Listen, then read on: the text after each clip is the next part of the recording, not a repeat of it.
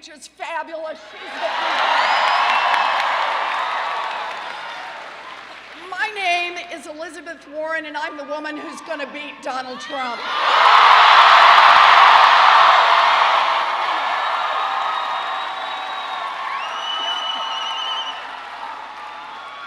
I am also going to help take back the Senate and put Mitch McConnell out of a job.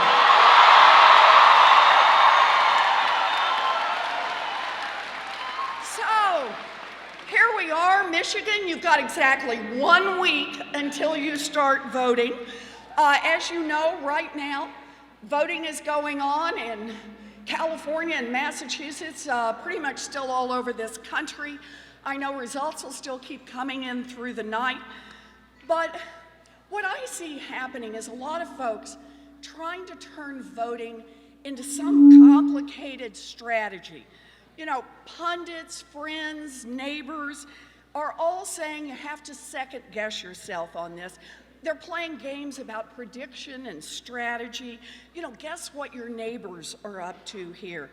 But prediction has been a terrible business, and the pundits have gotten it wrong over and over. So here's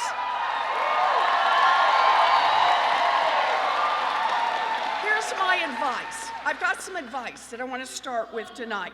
So here's my advice. Cast a vote that will make you proud.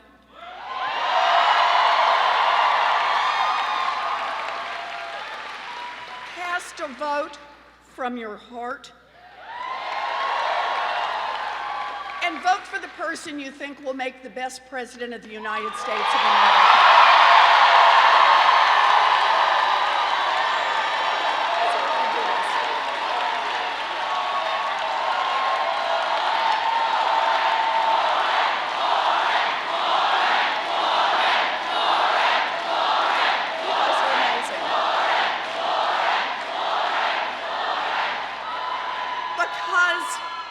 Because I want you to think for a minute about this democracy. You are the ones who get to pick the person who will be the next president, and it is an awesome thing. You are going to do it right here in Michigan next week. People are doing it in California right now, and that's what it means to have a democracy. I'm in this race because I believe I will make the best president of the United States of America.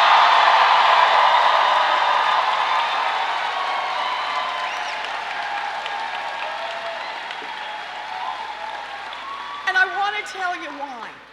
I was not born a politician, but I was born a fighter.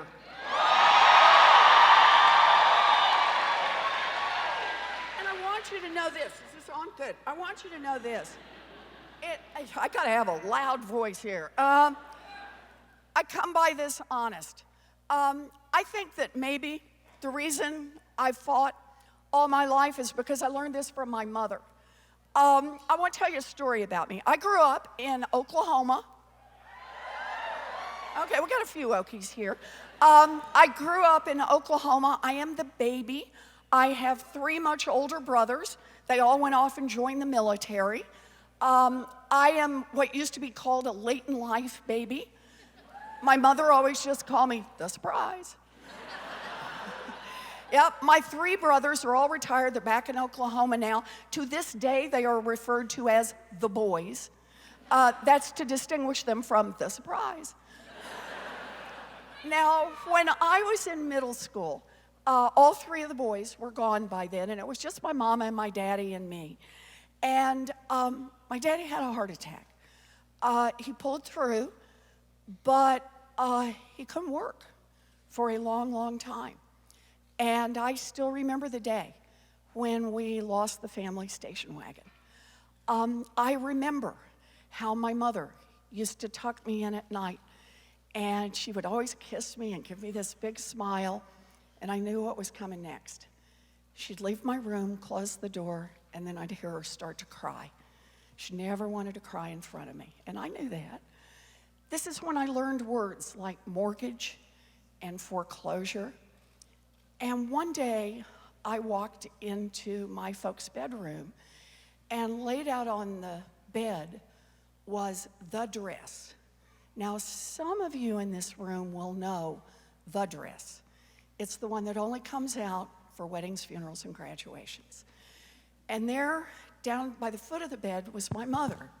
And she had on her slip, and she was in her stocking feet, and she was pacing back and forth. And she was saying, "We will not lose this house.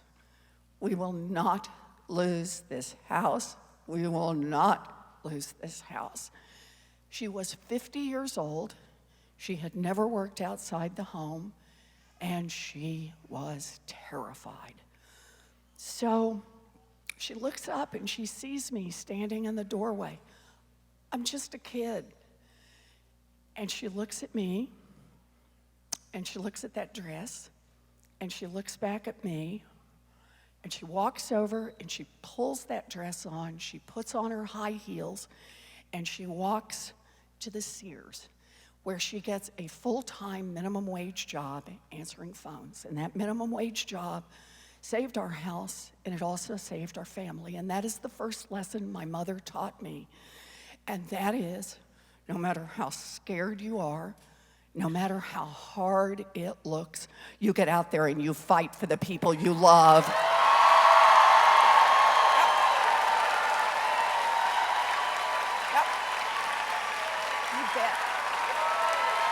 It's what I believe. It's what I believe. And here's the thing about that story. I've always carried that in my heart. You want to know who I am? There it is. But I'll tell you another thing about that story. That story is a story about my mother. It's a story about millions of people all across this country who do this every single day. But it is also a story about government. Because understand this, when I was a kid, a full-time minimum wage job in America would support a family of 3. It would cover a mortgage, it would pay the utilities, and it would put food on the table. Today, a full-time minimum wage job in America will not keep a mama and a baby out of poverty. That is wrong, and that is why I am in this fight.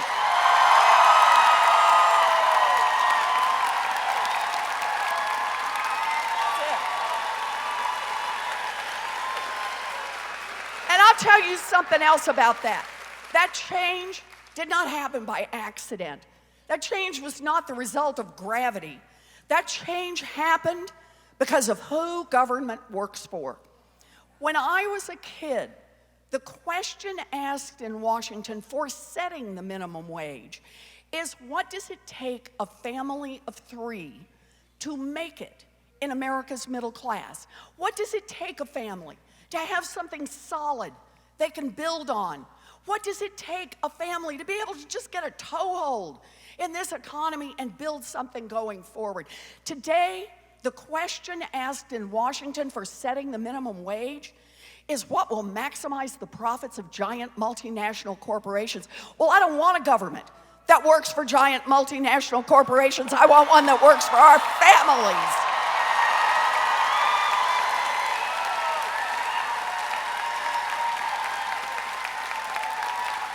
And I got a plan for that.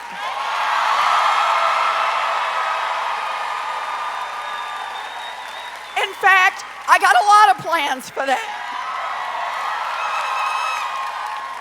So I want to tell you just a little story. I'm going to skip over a bunch of stuff. I just want to tell you a little story about what it means to get in a fight. So in the late 1990s and the early 2000s, I was watching what was happening. I was studying families that go broke. And what I was starting to see over and over were people who were getting cheated on mortgages, that they had their own homes already. And someone would come and sell them a mortgage to refinance their home, and by golly, refinance them right out of it. And the banks were making more and more money, and more families were getting hurt. They started out by targeting communities of color, African American homeowners, Latinx homeowners. They went after seniors. And I started ringing alarm bells everywhere I could. We got a real problem over here. And here's what I discovered. Nobody wanted to hear it. When your ears are stuffed with money, it's hard to hear.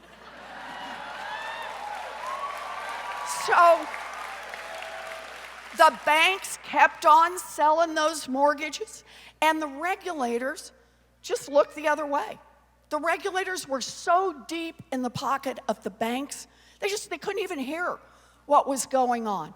And sure enough, economy crashed in 2008. We just loaded up on that much debt, brought it down, but I hope you all feel better. The banks got bailed out. Millions of families got left behind. Families right here in Detroit got left behind. Millions of people lost their jobs. Millions of people saw their pension funds shrink. Over and over, this pain was felt by families all across this country. So I decided at this point, wait a minute, we're going to make it through this crisis. There's going to be financial reform. By golly, this financial reform is going to have some protection to make sure that we never wreck this economy again with a bunch of banks cheating people.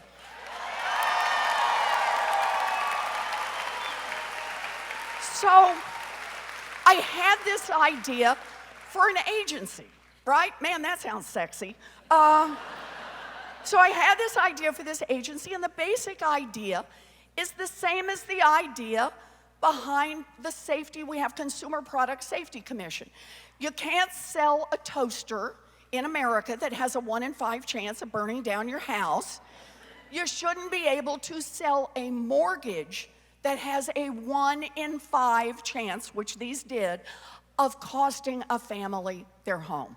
So that's the basic idea. And I wanted an agency. I don't want a single law. I wanted an agency because I knew the banks will rework these things. They'll give it another name. They'll figure out how to rewire it.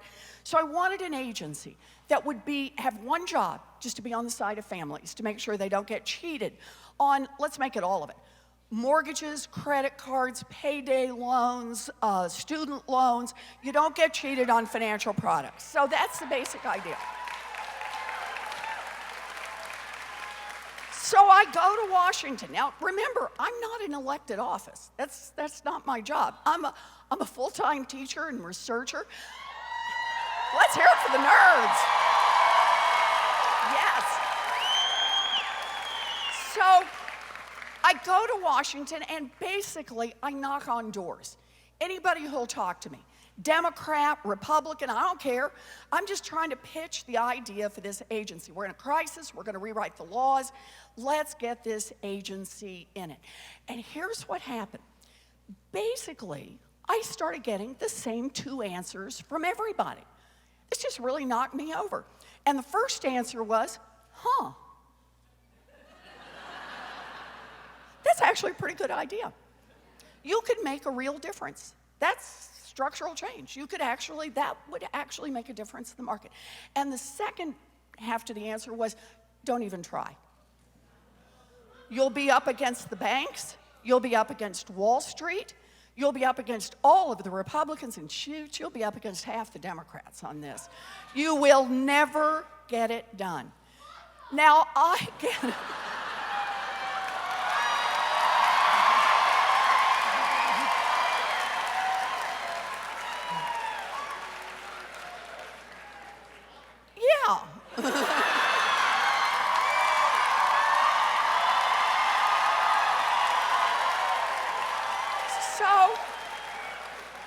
So I heard this and I thought, I get it. Big structural change is hard, but it is the right thing to do. So we got in this fight and took on the big banks. They were spending more than $1 million a day for nearly a year, just trying to fight back against this and the other financial reforms. But boy, this was the heart of it. They were out there. We fought the Republicans. We fought them all. But we built the coalitions. And in 2010, Barack Obama signed that agency into law.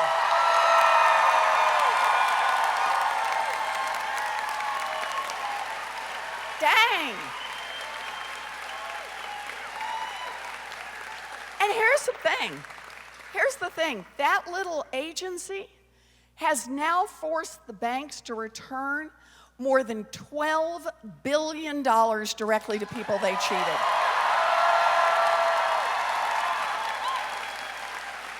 So I take away 2 lessons from that. The first is you don't get what you don't fight for. I am in this fight.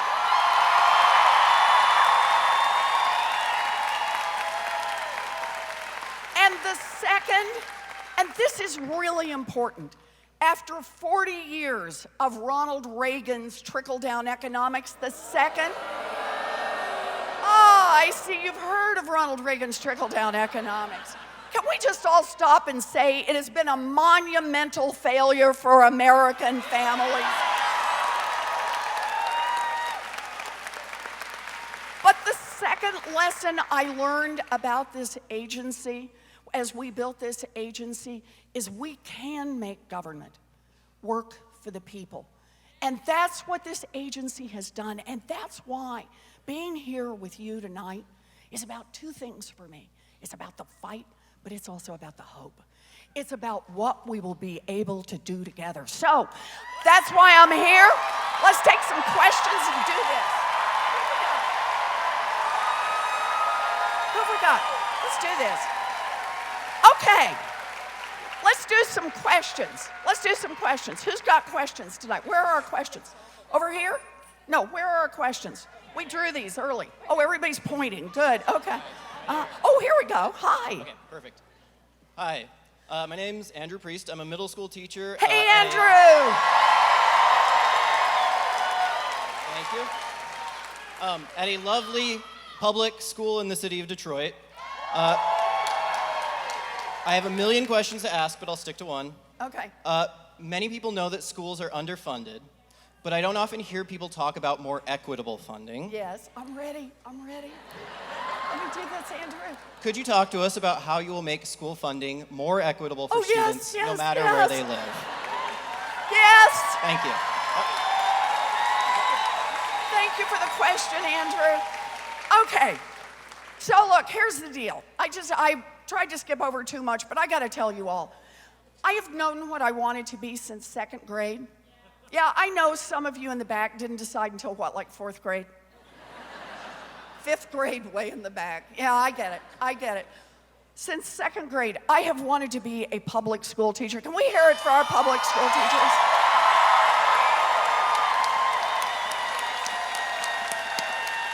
That's it. And I just want you all to know, I started early. I used to line my dollies up and teach school. I had a reputation for being tough but fair. It's all I ever wanted. I had a very bumpy path to get there, but I made it. I was a special education teacher.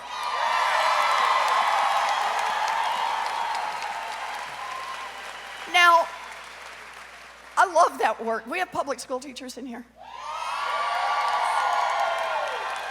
I'm gonna need you to back me up on this, okay? But here's the thing. It's not a job, it is a calling. I had 4 to 6-year-olds in special education. I loved this work. I would probably still be doing this work today, but at the end of my very first year in teaching, I was visibly pregnant, and the principal did what principals did in those days, wished me luck and hired someone else for the job. And that's how I ended up going to law school and then right back into teaching. So here's the thing. Here's the thing.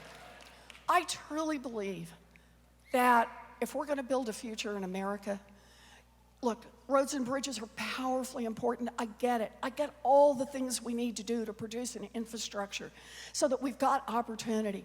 But boy, we've got to invest in the education of all of our children.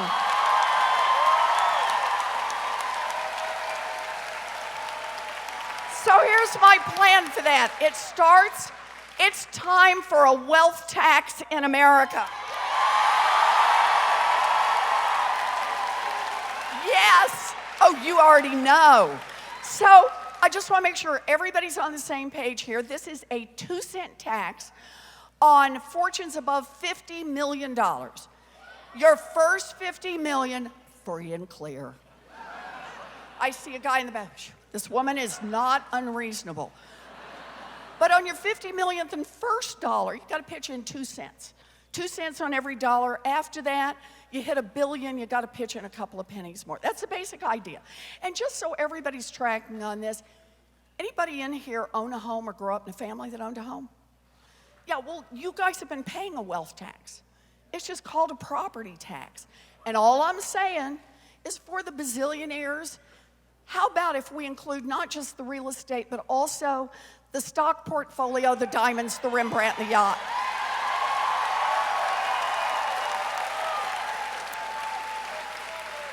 That's the basic idea. Now, you may have heard there are some billionaires who don't like this.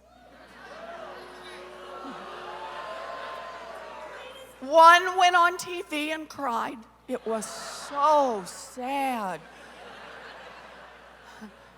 Another ran for president. Guess he thought it would be cheaper than a wealth tax. But their argument is, look, I worked hard, I stayed up late, I did this all the time, I had a great idea. You shouldn't punish me. And I said, oh, wait.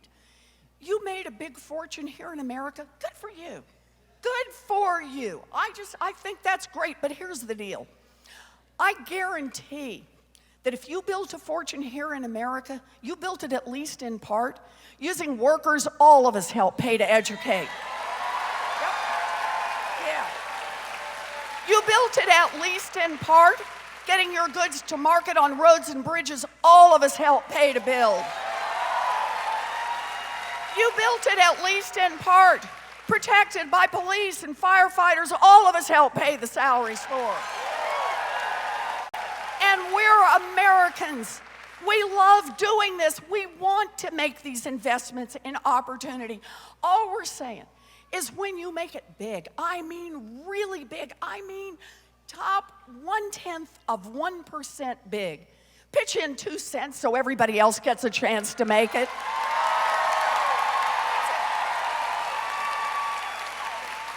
Because now we get to your question. What can we do with 2 cents? And here's where I want to start. I want to expand how we think of public education. With 2 cents, we can provide universal child care and universal early childhood education for every child in this country, 0 to 5. Universal pre-K for every 3-year-old and 4-year-old in America.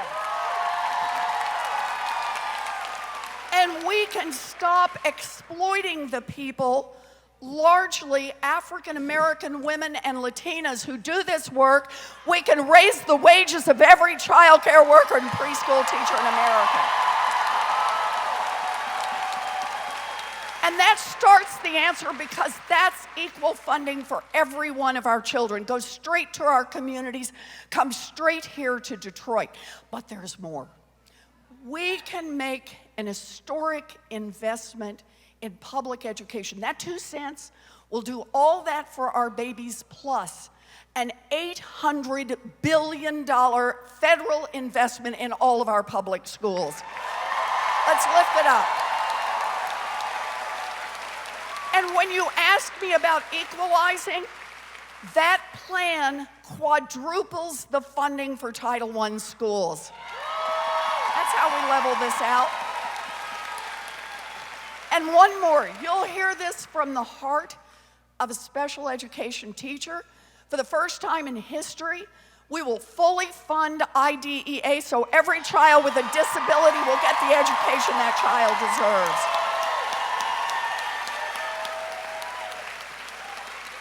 It is time in America to say that investing in our children is not just a local obligation, not just a state obligation. It is the obligation of a nation that wants to build a future.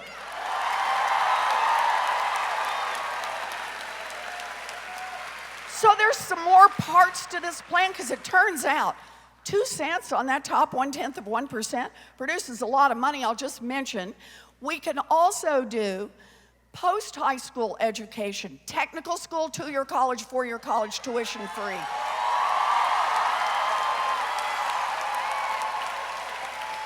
We can put $50 billion into our historically black colleges and universities. Same 2 cents. And just one more thing. We can cancel student loan debt for $43 million. So there it is. 2 cents. 2 cents. Okay, good. I love that question. Okay, who's next? Who's next? Hi. Hi. Tell me your name. Hi, I'm Yvonne Seifert. Hi, Yvonne. Hi, it's a pleasure to meet you. It's a pleasure to meet you too. I want to thank you for your campaign, which has been amazing as a woman to see your spirit and the way you handle all the misogyny thrown at you. It's pretty badass. My question is, with Trump, our prestige, our reputation, our relationships around the world have really suffered. Yep. And I'm wondering what will you do to go about repairing those relationships and restoring our reputation? Good. So thank you for the question, and I like the way you frame it. And the way I see it, it is the job of the President of the United States to keep America safe. And part of that is that we need a strong military. As I said, all 3 of my brothers served. It's important to support our military. We have the finest military in the world. And they have committed to make any sacrifice for us. Their families sacrifice for us. But that means that we have a sacred obligation to them not to send our military to try to solve problems that can't be solved militarily. That's step 1. So that means we need to look at all the tools in the toolbox when we think internationally. Donald Trump has stripped down the State Department, and this is just dumb. I'm sorry, there's just no other way to describe it. Our State Department, these are the people who are our eyes and ears around the world. They represent America. They know the local culture. They know the local history. They know the local politics. They tell us in advance where there's trouble and what we need to focus on. And we have just decimated what's going on at the State Department. So one of the first things I will do as president is I will bring the State Department back up to full staff. We just got to support our State Department.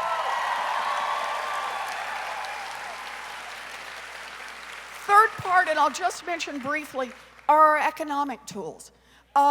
We need a strong economy here at home that doesn't just work for a thin slice at the top, doesn't just work for 5 giant banks.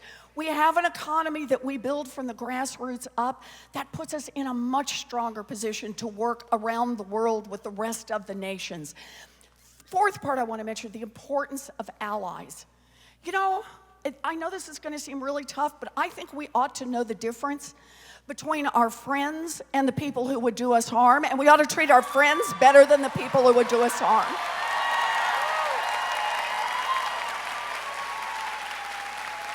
I don't think we ought to cozy up to dictators.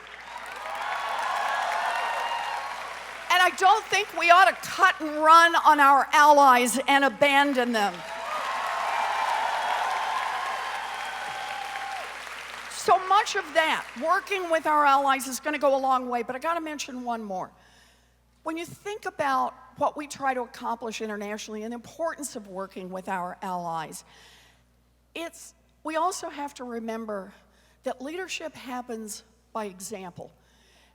And what Donald Trump has been doing down at our border has not only been shameful to us as a people, it has put us in a terrible position around the world. The world looks at what happens at our border, and they say the United States has lost moral authority, has lost leadership. So understand this. I will not take away children from their families.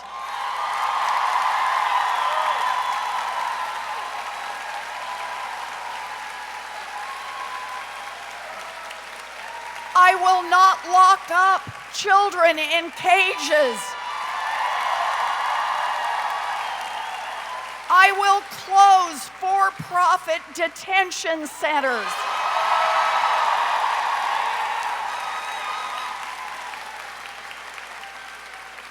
And I will work every single day to make sure that this country is living its values. I will do my best as president to make you proud of the United States of America in all of our dealings.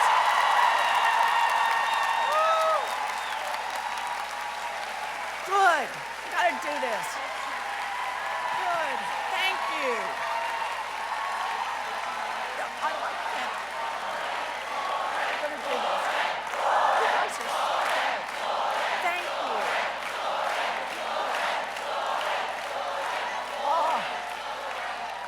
Okay, we got one more question over here.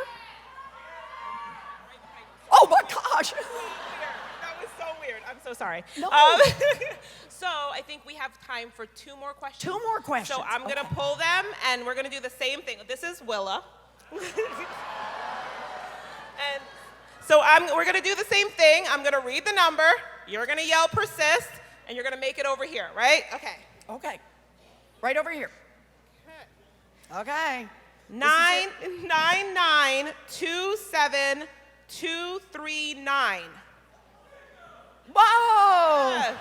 Fabulous. Okay, come on over. Did we find it? Okay. Yeah, somebody yelled bingo. Do not remove the beans from your card yet. We will verify that number. All right, 9927243. Was there one? Oh, okay. That's no. 243. Here, we We got it? We got it? All right. Thank you. Thank you. And thank you, Willa. All right, good. Okay. So we're going to do some more questions. Okay. Hi. Hi. Hello, my name is Dion Freeman. I'm Hi, from Dion. Flint, Michigan. Good to have you here. Woohoo. I have a question for the city of Flint and for the state of Michigan. Yep. We are surrounded by water, and we are a natural water resource for America. Mm-hmm. Nestle Company is chipping us out of our natural resources. And before we became an industrialized state, we were all about agriculture. Yep. What are you going to do to help preserve our natural resources and get back water, clean water, back as a natural human right? Because All right. we're still paying for water that we cannot use in Flint, Michigan. So, thank you for the question. Water is life. And so we need to protect our water. But here's the thing to understand, because here's how I hear that question. What I really hear that question as is, look what happens when government works for giant corporations instead of working for the rest of us. Because this isn't about a problem with the water that's occurred naturally, right? This is about a giant corporation that's come in and said, I can boost profits by sucking it all up for myself and then discharging my filth, right? And that's making poor decisions for the people. So here's the question, why does the government let them do that?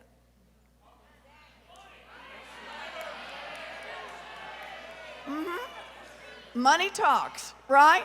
Money talks. No, it's not just greed. It is greed. Oh, yeah. But it's, think about it, it's corruption. It's the greed may not change. The question is, our government is the part that's supposed to be on our side. Let me just think about how this works over and over and over. We have a government that works great for giant drug companies, just not for people trying to get a prescription filled.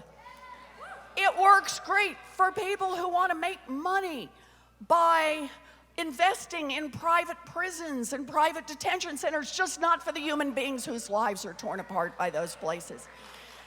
We have a government that works great for giant oil companies that want to drill everywhere, just not for the rest of us who see climate change bearing down upon us.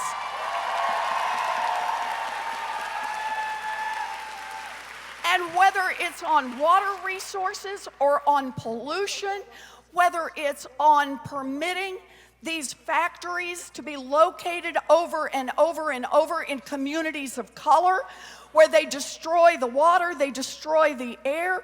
Whatever it is, understand this. When a government works great for those with money and it's not working so well for anyone else, that is corruption, pure and simple.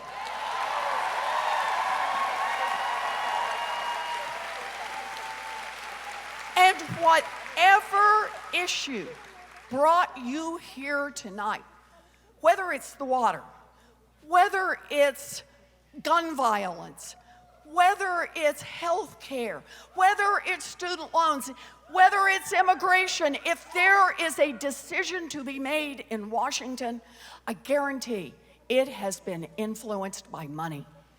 It has been shaped by money. It has had exceptions carved out by money. Most of it never even makes a headline, just a little change year by year by year, until this whole country, this whole economy, this whole democracy works for a handful at the top and leaves everyone else behind. So for me, we have to make a first priority of not just backing up on the money issue and say, oh, we can't do anything, or nibbling around the edges. It is time for an anti-corruption bill in Washington. We got to get on our front foot and fight back.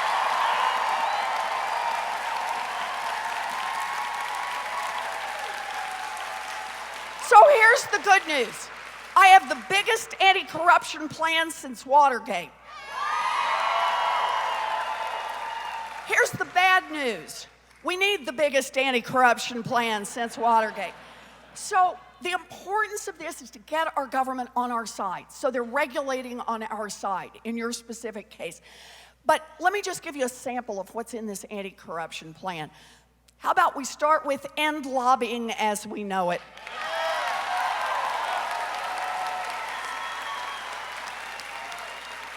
Block the revolving door between Wall Street and Washington. Block the revolving door between the big polluters and the EPA.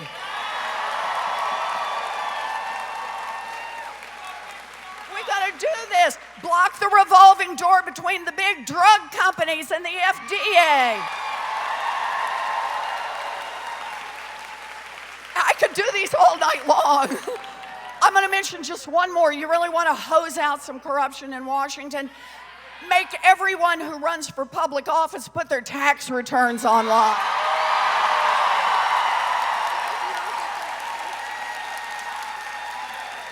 So this is it. This is a democracy.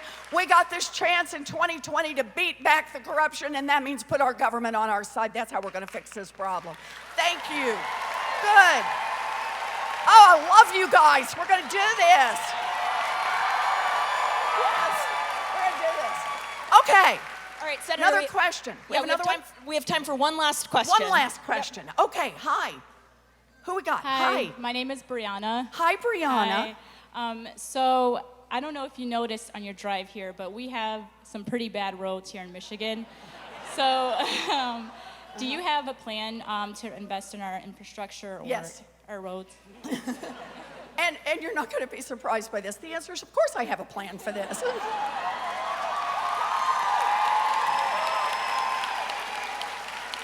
But you know, instead of doing a lot of detail on this, you can look, and I hope anybody does. Go to elizabethwarren.com, you can kind of see all the pieces here. But you've got what the music is now, right? The heart of this is two parts. We got to ask those at the top to pay a little more. I use the 2-cent wealth tax, but it's more than this. Giant corporations like Amazon and Eli Lilly and Halliburton reported billions of dollars in profits last year and paid zero in taxes. That is not right. We have to ask those at the top to pay a little more. That's how we have enough money for infrastructure. And the second part is what we were just talking about. We have got to be willing to pick up our regulatory tools and use them on behalf of the people. Trickle-down economics, we were talking about it a minute ago. Trickle-down economics, just think about it this way. From 1980 basically forward, what has been the principle? How does it work? It's help the rich and powerful get richer and more powerful. And how do you do that? You cut taxes for those at the top. That's how they get richer. And you cut regulations. That's how they get more powerful. It is time for us in America to say trickle-down economics has been a failure. We're going to build this economy from the grassroots up, and we're going to save our democracy. For me, that's what this is about. So thank you. Lots of money for this. Let me wrap this up by saying a serious note here, because this is serious. We've now had 3 years of Donald Trump. I know, but it's more than booing. You know, there are a lot of people across this country who are afraid. They are afraid for their families. They are afraid for their neighbors. They are afraid for the children locked up in cages at our border. They are afraid for children on lockdown in our public schools. They are afraid. They are afraid for women. They are afraid for people of color. They are afraid for LGBTQ people.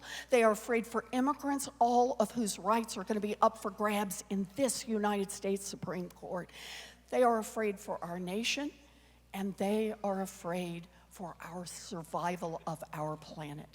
And here's the thing, the danger is real. Our democracy, our very future, hangs in the balance. And so this is a decision each and every one of you is going to have to make. When there is this much danger, do you decide to kind of get a little timid, back up, crouch down a little, or do you decide to fight back? Me, I'm in this because I'm fighting back. I'm fighting back. I'm fighting back. I'm fighting back. You bet I am. Fighting back is an act of patriotism.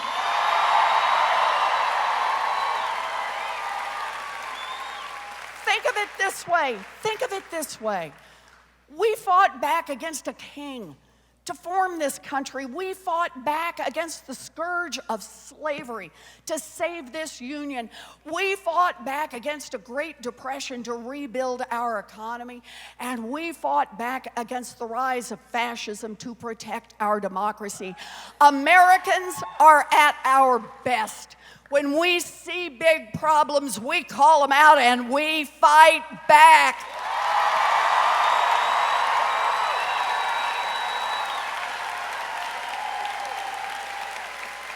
And that's why I'm in this fight. So, look, you probably figured out by now that I am not running a campaign that has been shaped by a bunch of consultants. I also don't have a bunch of proposals that have been carefully designed not to offend big donors. I passed that stop sign a long, long time ago.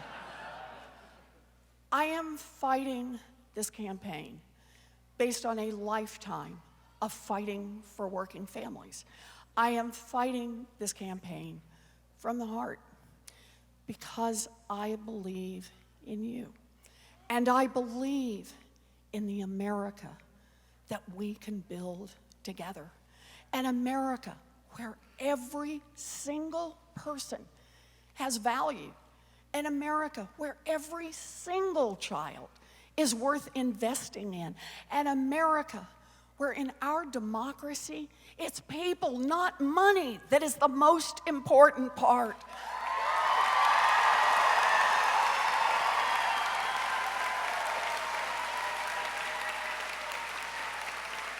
I believe in that America, and I can see that America.